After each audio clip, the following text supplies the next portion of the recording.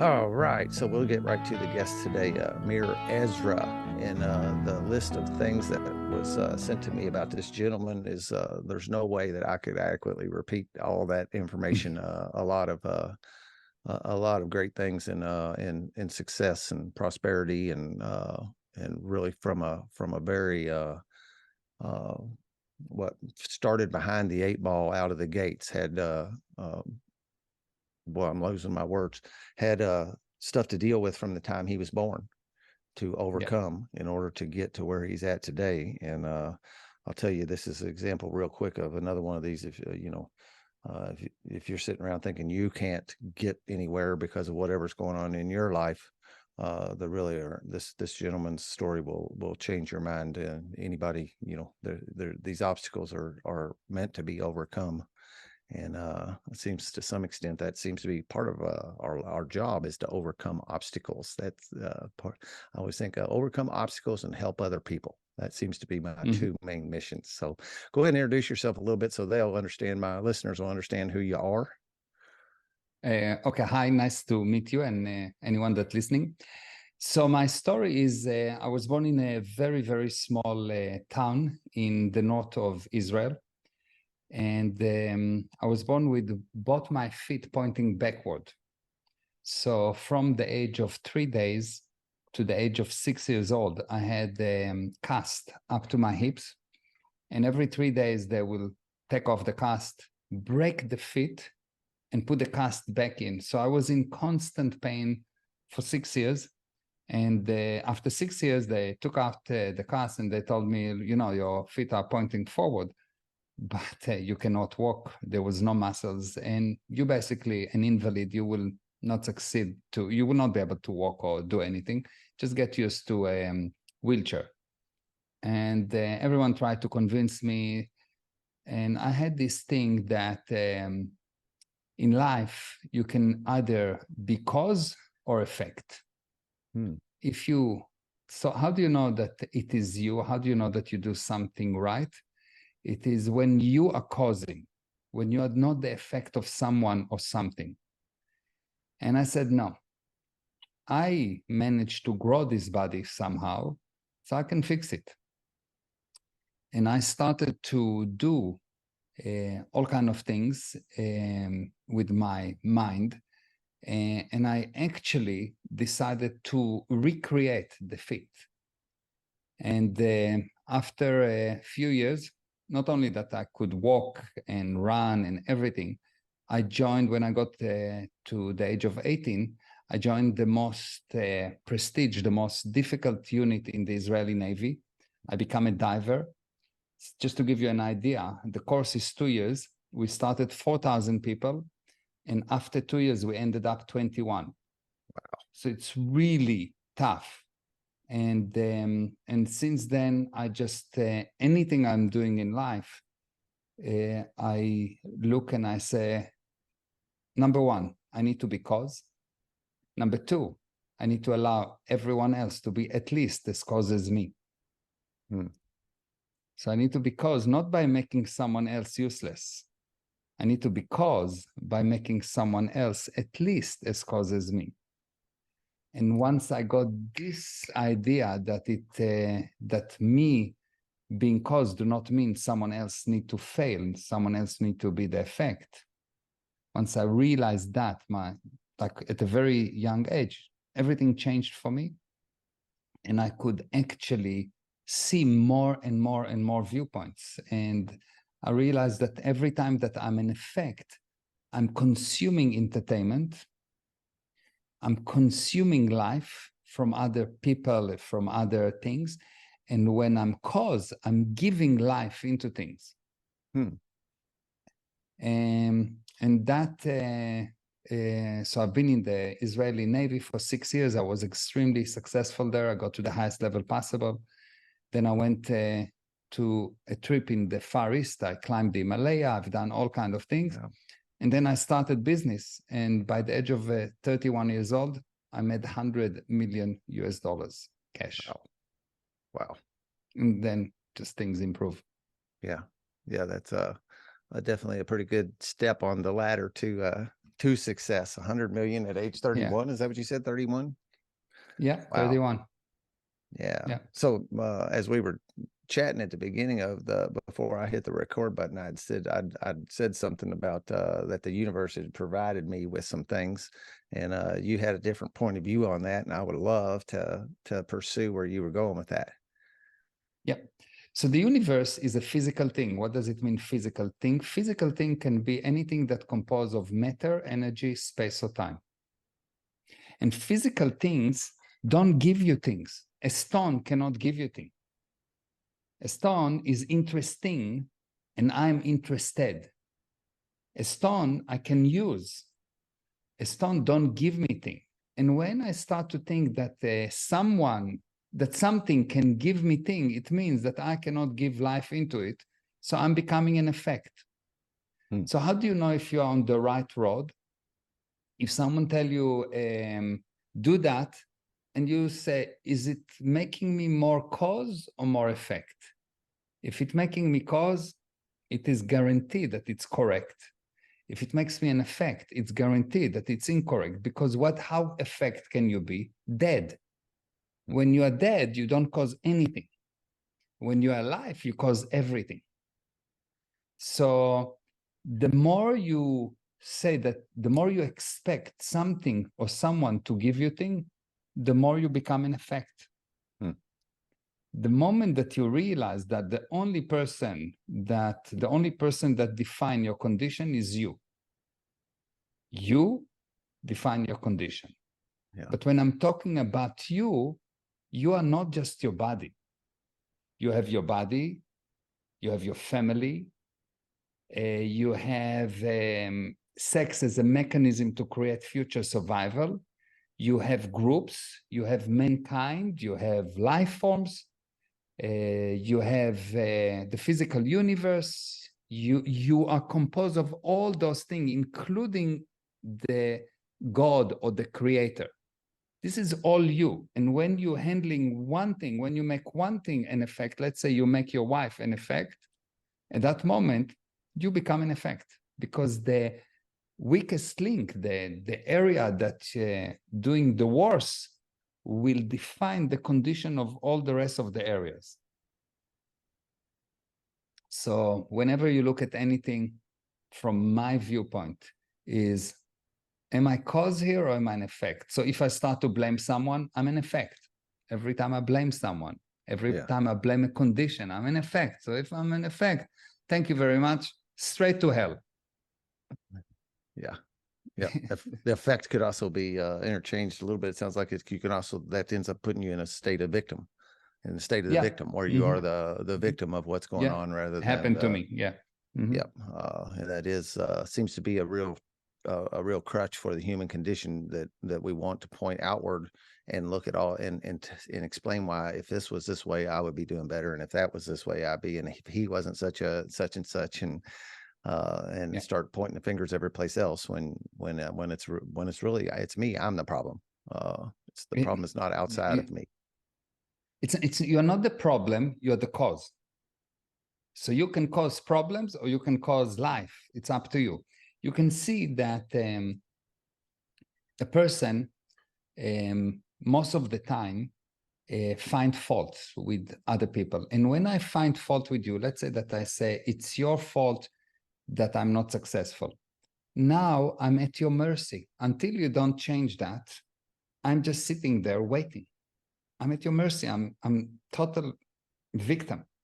So you will see that if you specialize in looking at what's wrong, you'll become very good at finding wrong thing, and your life will become wrong.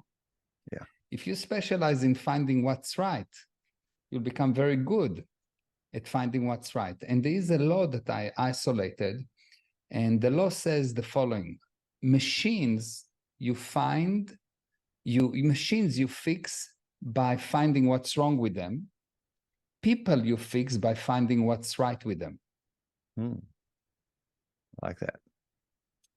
So for as long as you try to find what's wrong with someone, you will break him. And the purpose of all people, regardless of what they do, even when they commit a sin, people commit a sin in an effort to resolve a problem. When a person commits a sin, let's say a person cheated his wife, he had a problem that he had an uncontrolled urge. Let's say a person stole money. He had a problem that maybe he didn't have money or he didn't know how to make money. Every sin that you ever committed was in an effort to resolve a problem, which means you're basically good. You just don't know how. Yeah. You just don't know how. Yeah. And when a person commits a sin, he will tell you, I don't know. It's not me. I don't know why I'm doing it. I don't know. And they really don't know. They don't know. So you can see that when a person don't bring the expected result is only because he's lacking knowledge. What does it mean, lack knowledge? It's not that he doesn't have knowledge. Let me just switch to drawing here. I want to draw, so I will just switch into some kind of a white paper. Here we go. So you will see that when a person don't know, let's say there is knowledge, okay? Knowledge result in control. Knowledge result in control, and control result in income. And income do not mean that it's just money. Income mean love, admiration, anything that you want, health. So if you don't control something, if you don't have income, you don't have knowledge. But knowledge, a person have so much space for knowledge. And when he has a problem with knowledge, it's not that the knowledge box is empty. He has something that I call fake reality. Fake reality is a piece of information you're 100% sure is correct, but when you use it, it doesn't bring the expected results. You're 100% sure that shouting at your wife will fix the problem, but you shout at her and it doesn't bring the expected result. You obviously have fake reality. Yeah. So I say that the process of learning is not adding more data because the spirit knows. The process of learning is the process of removing fake realities and allowing you to know. Process of learning is not adding more data. The problem is not data. The process of learning is removing fake realities and allowing you to know. If the problem was less data, every person, the older he will get, the smarter he will get. But people get older and stupider and less able because they're accumulating fake realities. Those people that actually improve are those people that have these epiphanies that say, wow, this thing was nonsense. How did I think like that? Yeah. They remove a piece of fake reality and now they have a realization, a win, a change. And now they improve. So the problem is never knowledge. It's never lack of knowledge. The problem is too much faulty knowledge. And when you remove that, when you actually remove the faulty knowledge, and there is a specific method to do that, all of a sudden, the person becomes himself. And lucky for us, every single spirit, there's not one spirit on earth that is not perfect. I said, I have a law that says that you are perfect, and anything that is not perfect is not you. When you do something that is not perfect, you know it's not you. There is some kind of an urge, something that you in your natural state, you wouldn't do that. When you are 3 years old, you wouldn't do something like that. You thought that I will be the most ethical, the most beautiful, the most helping, the most everything.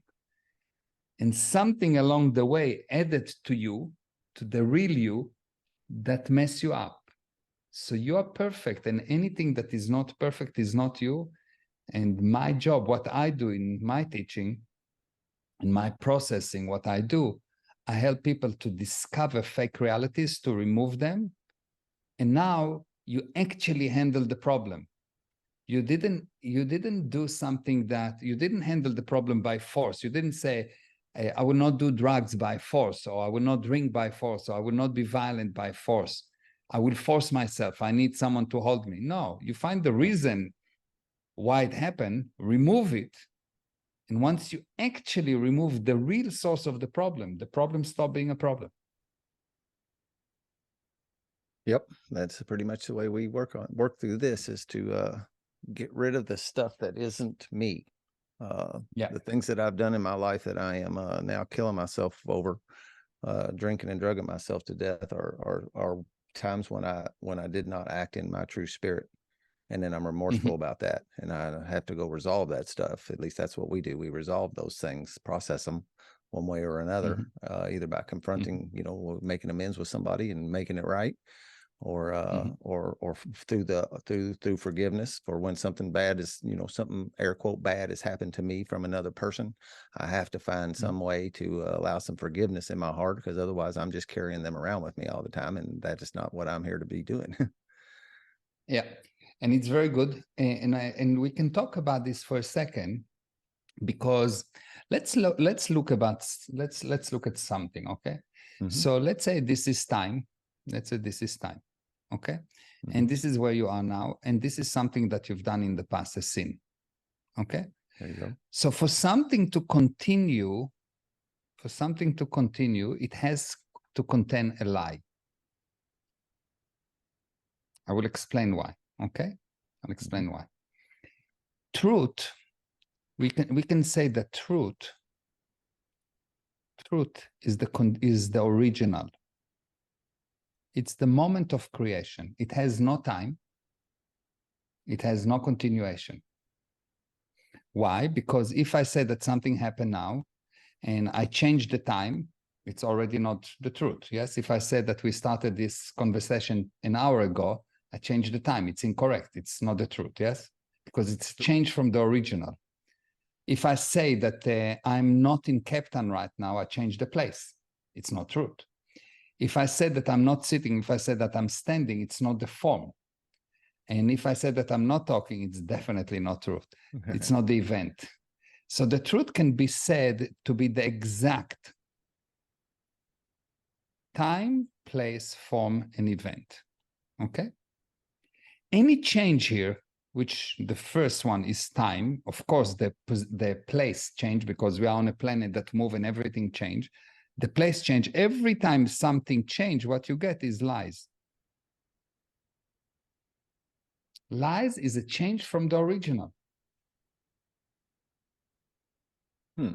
Which, yeah, if you think about it, what does it mean, a lie? Change from the original. I'm not telling you exactly what's happened.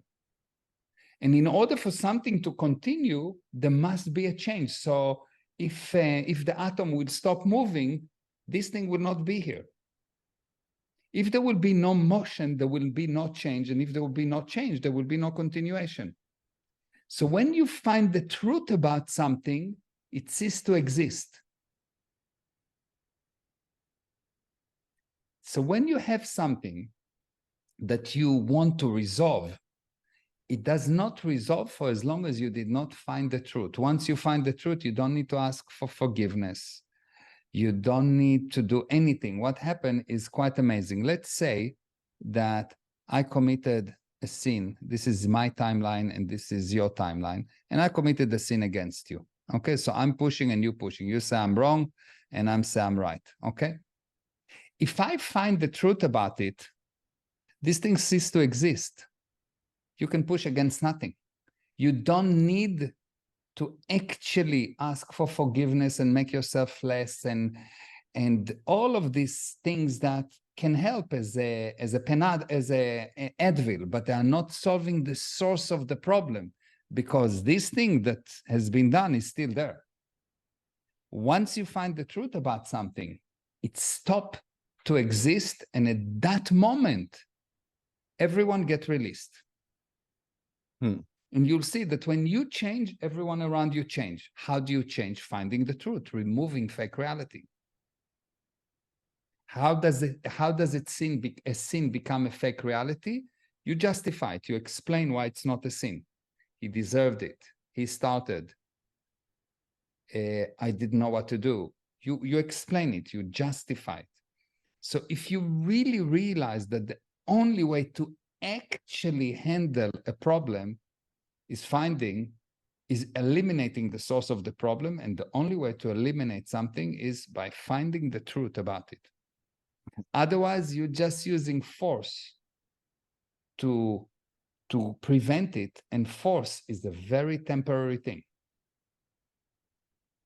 So despite the fact that you will get a person that he will ask for forgiveness, that still something is sitting there. Still, it's not totally handled. Still, he is susceptible to doing the same thing. Still, it's actually not handled because you didn't handle the source of the problem. So one of the things that a lot of people come to me with is they've been abused physically, sexually, something like that while they were a young child, and they're still carrying that today. And they would like to say they're not. You know, you can get into a discussion that that's water under the bridge and that doesn't bother me anymore. But it's obviously, from my eyes, still a problem for them. How do you we'll put that in that bubble of a sin, and how do I turn that lie from the truth so that it evaporates? Okay, so let's have a look. If this is time and this is the beginning, okay? Yep. I can say that, let me ask you first a question before that, just a second, just so we can get to, what is the smallest number in this universe? I don't know the answer to that. 0? Okay, it's actually 2. It's 2, huh? Because for every plus there is minus, for every big there is small, for every force there is counterforce. Nothing can be one way. There's always 2. The atom is composed of electron and proton. There's always 2. Okay. And even if you are religious or not, God started with Adam and Eve. 2. There's always 2. Okay. There's the sky and the land. There's always 2. There's nothing in this universe that can survive alone. So you can say, but yes, I have one heart. But one heart is an idea. The heart is composed of many 2s, of many cells that compose of 2s. So the smallest number in this universe is 2, which means that if this is the physical universe, we have plus and minus 2, 4, 8, 16, 64, 128, 256, etc. Yes, it's growing, yes? Okay. So which means that if I'm here somewhere, this is today, all of these things started with 2. Regardless of how many particles there is on the physical universe, it started with 2. Make sense? Yep. If it's composed of 2, if it's composed of 2, it has to be starting with 2. Okay. So the word started was not here before. When I said the iPhone started at, I don't know, 2000 and whatever, it was not here before. Which means that what created the 2 was not composed of 2. What created the iPhone is not the iPhone. Make sense? Okay. Yeah. So we can say that the physical universe, or we can say that something, whoops, is anything that composed of 2s, and nothing, whoops, is anything that do not compose of 2. Okay. Okay, great. So this is the spiritual universe. We're calling it the spiritual universe. And this spiritual universe is a nothingness that can bring about somethingness. It can bring 2. It can bring something out of nothing. Yeah. The spirit can bring something out of nothing. So when you are born, this is you. This is the spirit. You are born. You are here. There is no past. You don't have anything that happened. There's no more and more past. This is past. What does it mean, past? Something created something else, and this thing created that, and because of that, this is happened, and because of that, that happened, and you've got a lot of past, a lot of past. Yeah, and you'll see that here. Sorry. It took 2 to create me from nothing. That's correct. So now you'll see that at the beginning, as a baby, you have endless amount of potential. And the more you agree that you have past, the less potential you have until eventually you're dead. The more you agree to the past, that there is something that caused you to to do something. So if something happened and so I do that, the more I agree with this prior cause mechanism, something before that caused something else, the less able I am. Okay. So you will see that for a person, in order to improve, he must find a way to remove the past. Once you remove enough past, you open a road to yourself. So if this is now, this is the past, this is the future, and this now is never achievable because now is always moving. So Right. the actual now, the actual present time is actually before time. Present time is before time. It's only when you can actually be senior to your past. And the only way to open this corridor here is there's a specific way to find the truth about those past things. So my father did something to me when I was 3 years old. Number one, so what? Number two, let's delete it. Let's find the truth about it. There is something that you don't see about it, and so you remember it. For as long as you remember it, for as long as it's there, it will affect you. It's part of your past. And there is a specific method to find those things and to remove them. And once you remove them, you become free. What does it mean, become free? Before time, you become you. You're not relying on your past. Most of the people, most of the time, rely on their past. The first thing, the first handling is to realize that there is an expiration date. There is a statute of limitation.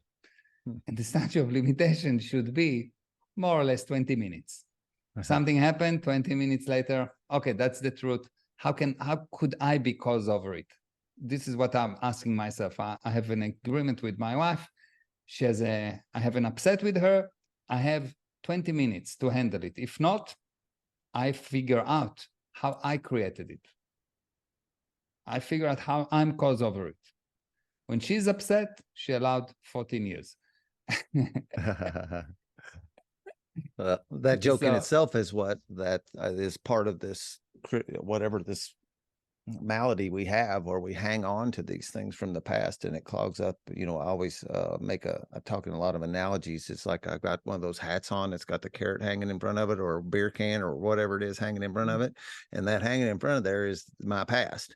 And no matter where I go, everywhere I turn my head, there's my past, and I'm bumping into it again. And one of the things I say what we had to do is turn that hat around and get that past behind us, where it doesn't matter anymore. And then my future, my future will open up to endless possibilities at that point. Take off the hat. Don't put it Take it behind off. you, because it's still there. It's still there. You have to get to a point. The past did not pass. If it did not pass, if you didn't let it pass, it has to be gone, because the past is not there anymore. There is actually no past. If you actually think about it, it's gone. A second ago will never come back, which means it's actually not there. It's hard to confront because people want it. So what they do, they put the attention on it. I define the word resistance as holding close in order to avoid. So anything you don't like, let's say I don't like that. So I push against it. I push it away. So I need to hold it close to me in order to avoid it. If I let it go, just let it go. It's not there anymore. Yeah. I don't resist it. Resistance is actually the action of holding close in order to avoid total insanity. So the moment that you realize that you need to delete the past, so the past will not be there anymore. Not put it behind you, not put it above you, just delete it, eliminate it. Only then you can become you. And you're perfect, and anything that is not perfect is part of your past. It's not you. And that's really the key. The technique of finding the actual moment. How did you create it? And then how did you lie about it, which made it continue? For something to continue, it must contain a lie. For something to continue, it must contain a change. And a change is a lie. It's a change from the original. if this have to have continuously moving, expanding, contracting, moving on a planet that move, all of these things, because otherwise it will not continue. If the atoms will decide to take a break, this thing will not be here.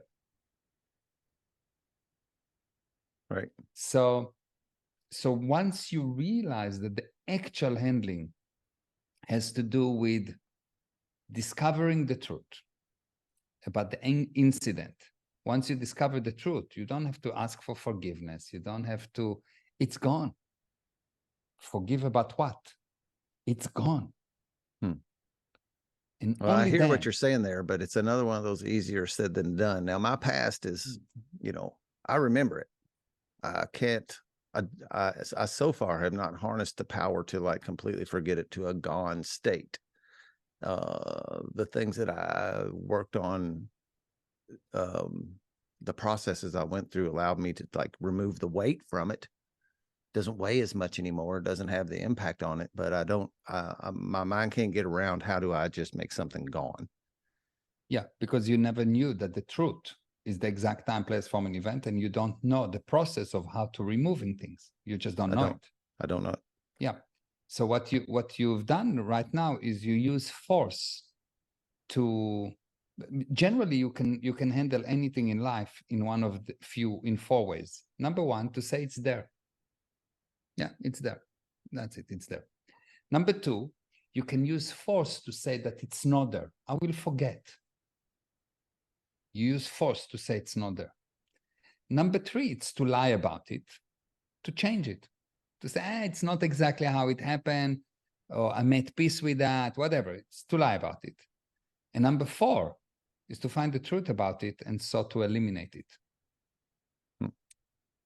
Once you find the truth about something, it's gone. If you ever had this big idea, it was like unbelievable idea, and you couldn't remember it because it was true. Truth is this thing that it's like an epiphany of something that, wow, but I cannot remember. It's so amazing because truth has no continuation. So the only reason the past is sitting on you, because people automatically add lies to it. Automatically, they justify, they excuse what they've done continuously by changing it a bit, by explaining it. The moment that you say because, but, you already in the realm of this has happened because of that. Okay, it's not me. There's a lie. Because the truth is it's all you.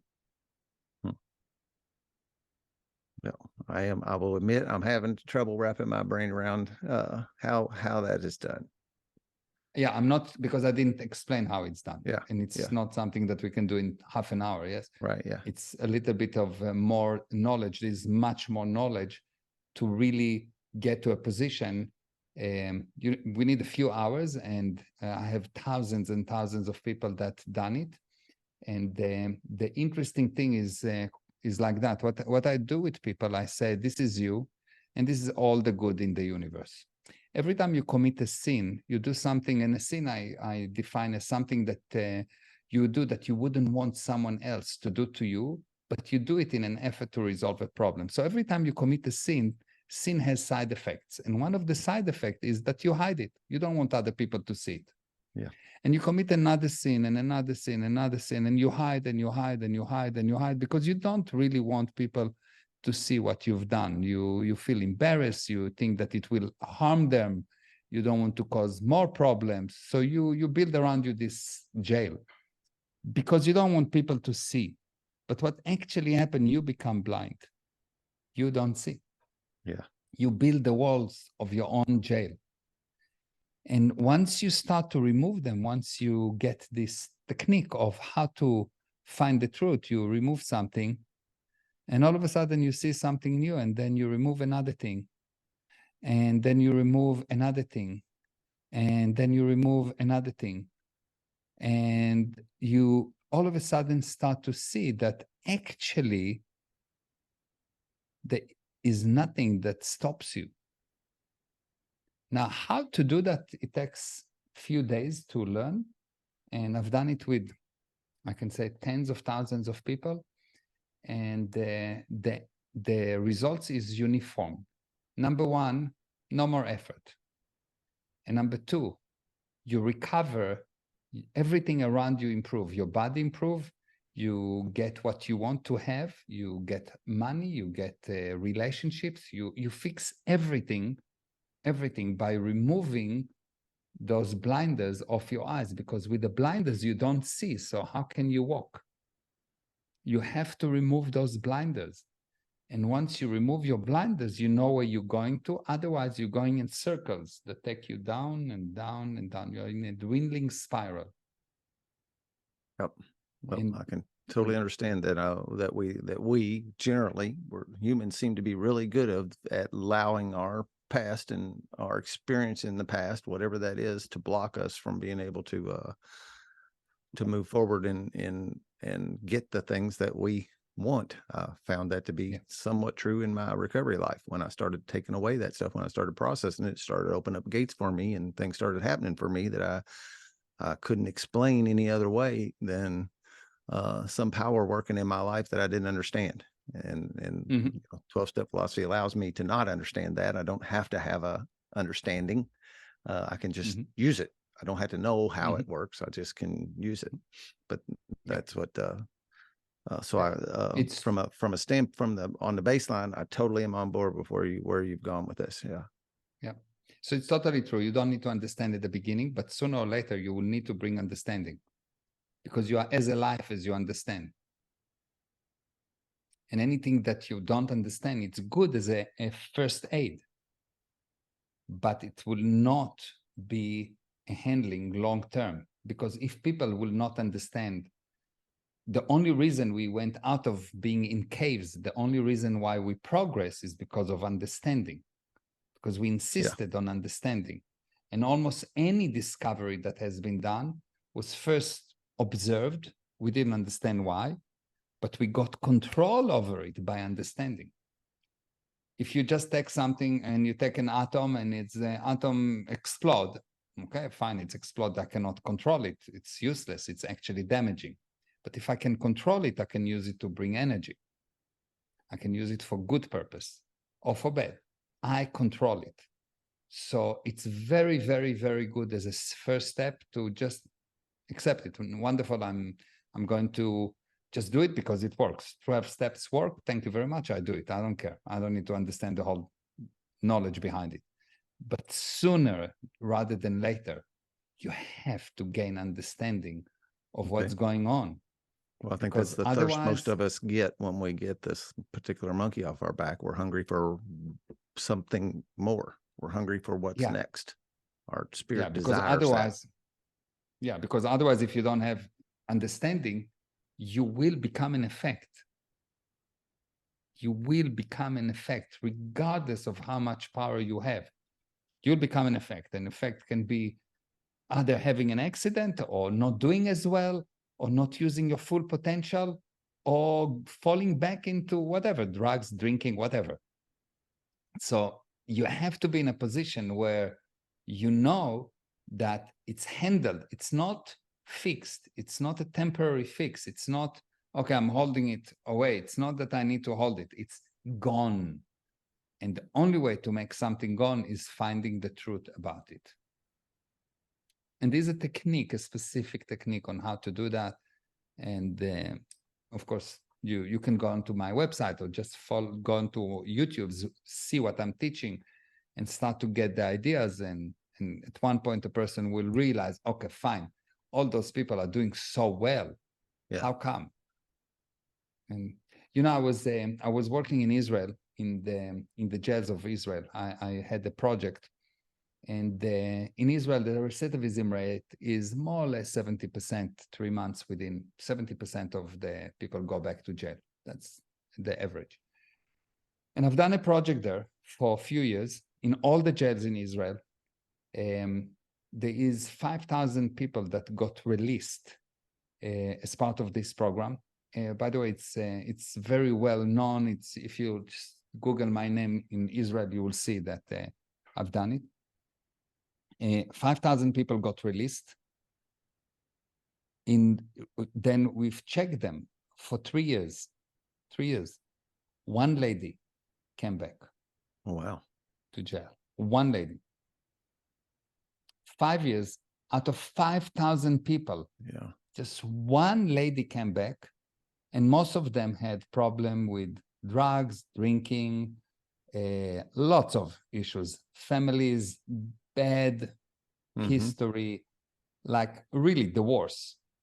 And it was so the success was so is so good that the people that go through this program, when they go in front of their there's like every few months there is a kind of a committee in the Israeli jail system that they check the condition of the person, and if he's really doing good, even if the parole will come within, I don't know, 6 months or 6 years, they will shorten it to 1 month or 2 months. Just complete the program. Anyone that complete the program fully, considered to be totally rehabilitated.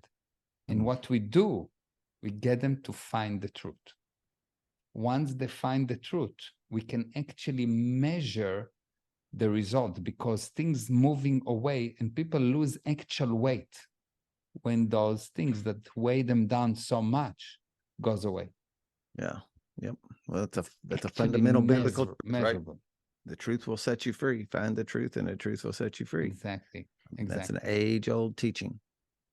Exactly. And no one as just old as told they you get. how to find the truth or what is it. Yeah. Before today, if I ask you what's the truth, you will probably say, well, what's true for me, or Yeah. the truth is something, but you didn't have this thing that the truth has no continuation. The truth is this thing that has not changed from the original. The truth is the moment of creation. So once you become cause again, you can recreate it. And so, boom, it goes away. It's fascinating. So let's just play fun and say, what if every human on the planet started figuring out how to find this truth about things? It's Then, like it almost seems like there's a segment that is destined to stay in the lie. Like there's no, because there is so many people who are not, the section of civilization who are actually reaching these goals that the top of life, wringing as much as they can out of this trip around this blue marble we get to play on, is minuscule compared to the people who are not getting that. Yeah. So what I think is that there's a very interesting situation that when you bring enough sanity is contagious. And when you bring enough insanity is contagious. I agree there. And sanity is much more powerful than insanity. Sanity is more powerful than insanity. Yeah, why? Just and like I'll truth. show you why. Yeah, exactly. And I'll show you why. Let's say this is a timeline, my timeline, and this is yours. And this is another person. And this is another person. Let's say that I committed a sin here. I've done something against you. So I've done something against you. You will immediately do something against me. Okay? Okay. Now, because now you committed the sin, I convinced you to commit a sin against me. You will commit a sin against someone else. Right. And you will commit a sin against you. And it will continue like that. And you will see that this cycle of sins is contagious. It's really like, I done something against you, you'll do something against me. You cheated me, I'll cheat you. He cheated me, I will cheat him, and so on and so on. I agree. And what happened is that the moment that one of us remove the sin, there's a chain reaction, because if I move the sin, you have nothing to hold against here. So this one have to be removed automatically. And then this one have to be removed automatically. It's nothing to do with anyone else. You don't need to be there or anything. And by one person taking responsibility, the chain reaction of bringing sanity is just unbelievable. There is a chain reaction on good. That's why good is much more powerful than bad, because good is instantaneous. Truth is instantaneous. You get like a whole chain of people that improve. But bad, I need to do something against you. It will take you some time to do something against me. Now you committed the sin against me. It will take you some time to commit the sin against someone else. So bad is slower and good is much faster, much more powerful. Truth is instantaneous. Lies take time.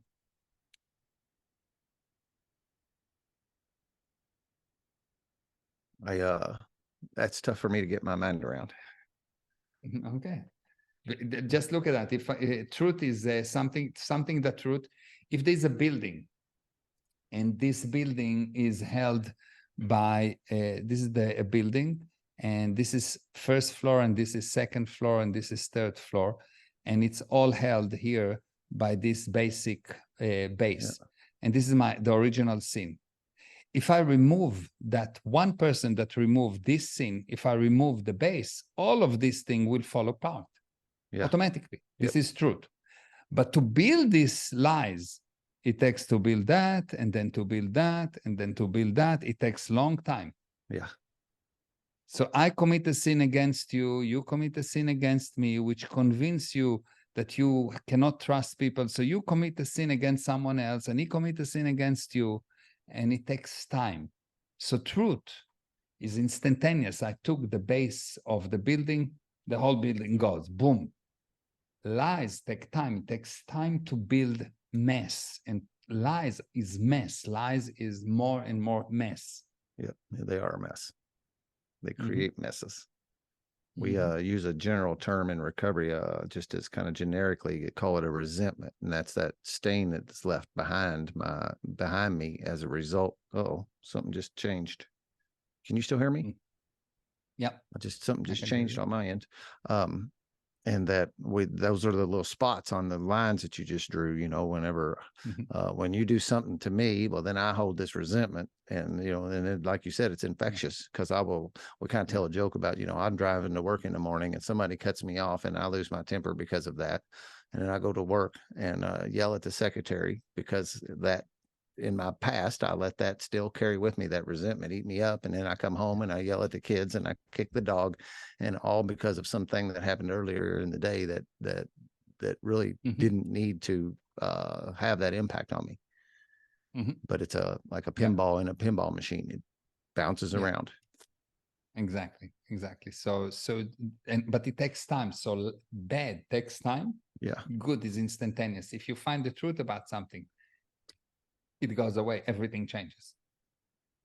One person change in a family, like for the good, and everything immediately. Wow. Yep. But for the bad, it will affect the whole family. But over time, it will take time. Yeah. Yeah. I see that. And, you know, when a family, let's say a family member is alcoholic addict, and then they go through what we do and they heal from that, their wives and children and parents get better. Everyone. Yeah, everybody heals, even though nobody else is doing any work around it. But because of this one person's work, it actually affects their entire perimeter, their entire family system. Yeah, because he gets a little bit closer to the truth. He has a little bit less mess. Yeah. He remove a little bit of the foundation of the building of bad. And at that moment, the building of bad is... I definitely need to know how to do this. Yeah, well, I suggest that you will come on the seminar, start to learn, and you will see that it's really amazing. The course that actually teaches that is called Fear to Freedom. You can find it on my website. The introductory is really low cost. It's, I don't know, it's a few dollars. It's called Fear to Freedom. Do this introductory. You will see that this is really the key for life. It's key. Like you do the Fear to Freedom and everything changes. It's so powerful. It's just unbelievable. Yeah. And many people, you will see many results. The results are many, not 5 people, 10 people, thousands of people that will tell you, that's it. This is the real thing. Yeah. Well, I am excited and about that. And it makes sense. I have watched so many, you know, I've been sober 9 years almost. and part of this staying sober is helping other guys get sober, right? I have to give it away to keep it, kind of thing. So I have to help other people to do the same thing in order to, and I do that. I take that very seriously, and I've really honestly never seen anything, and I'm just a Southern Indiana hillbilly. I don't have anything behind, no letters behind my name, barely graduated high school, that kind of thing, but using the system that we have, I watch people's complete lives turn around, and the lives turn around of those around them. They get better jobs. They're smiling most of the time. They're coming in telling happy stories all the time. They're no longer, what so-and-so did to me or any of that kind of thing. And I watch this revolutionize. It transforms a person's entire being.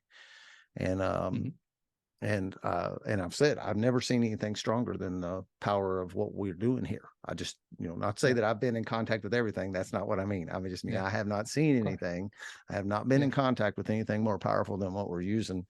And it sounds like this is another, even another step in that direction of even more powerful tool. Yeah, and you'll see that I know I can see you, and I know that you have something special about you, because people are confiding with you. People feeling very good to tell you personal things. And vulnerable. This is something amazingly special about you. And it's more important than all the knowledge in the universe. No university or degree or anything can teach someone that. This is something that is you. And that's super, super valuable. This is more than gold. And that's why it works. That's why it's worked, because of who you are. Because you are this, because it doesn't work with any person.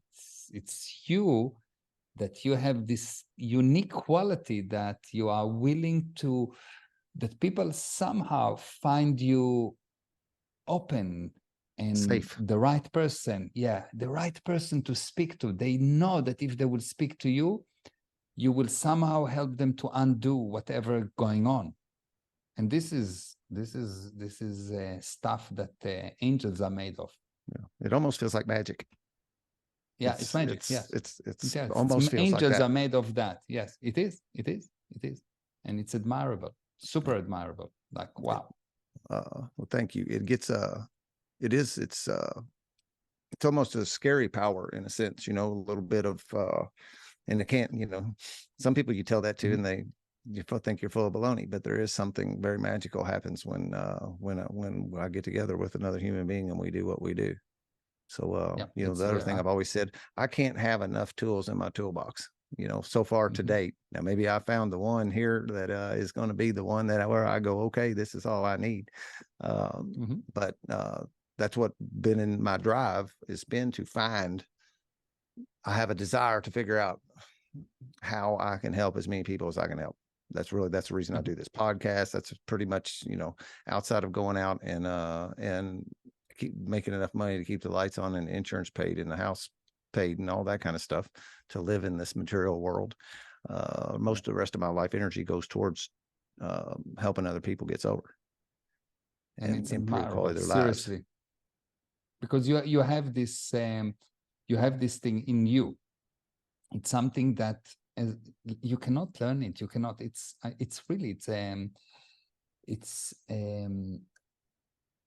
quality. It's a magical quality. I think it's like an angel quality. It's something out of this world. It's not physical, so you cannot touch it because it's not physical. It's not composed of matter, energy, space, time. It's not something. It's not composed of two. It's something about you, the spirit, that have that healing power, which is amazing. I have Beautiful. Been very much enjoying harnessing this power, and not for myself. There's it's not, it's a selfless feeling, and and the flip side of it is, and it kind of goes to what you were talking about earlier, as I do this, then my problems resolve.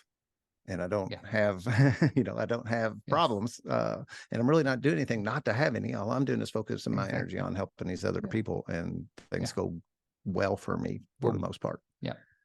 Because the moment that you handle for them something blows there, and immediately the building falls apart. You somehow connected to that person. You don't see all the connection, but something goes away from you without even understanding how it is, because the connections are so complex. Who cares?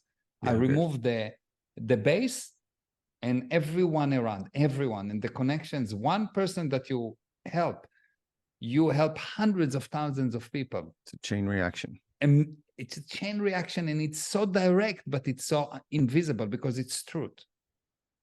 Yeah. And you can Amazing. feel it on yourself that it helps you. Yeah. Yeah.